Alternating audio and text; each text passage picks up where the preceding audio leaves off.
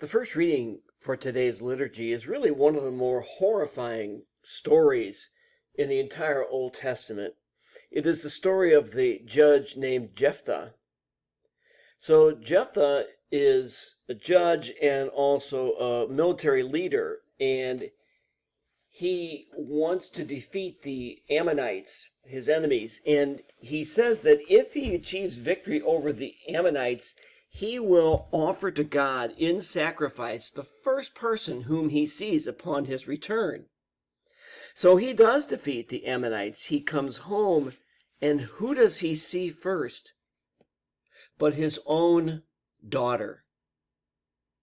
And he says that he just can't go through with it, that this is not what he expected and this is not right. But the daughter says, "Oh no, this is what you said you would do. This is what you should do." And she says, "Just give me a couple of months to mourn my virginity and then I'm ready to go." And that's exactly what happens.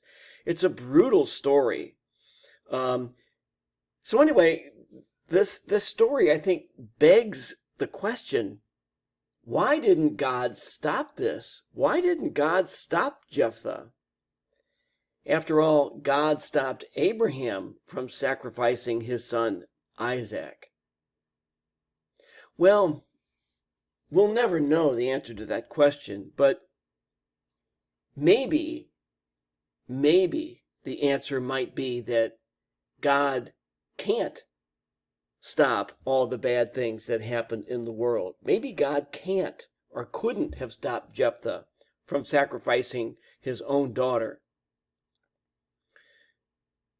There are at least two examples that I can think of where God doesn't have control over everything. The first is, when people get cancer, or when there's an earthquake or a terrible tsunami or some other kind of natural disaster. And the other time when God does not interfere or loses control or gives up control over the course of events is when we make our own choices.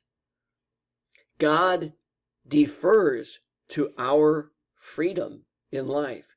We have the freedom to do great things. We have the freedom to do bad things. And so the story of Jephthah, I think, should cause us to reflect on the choices that we make in life. That we would want our choices to be in line with what God wants.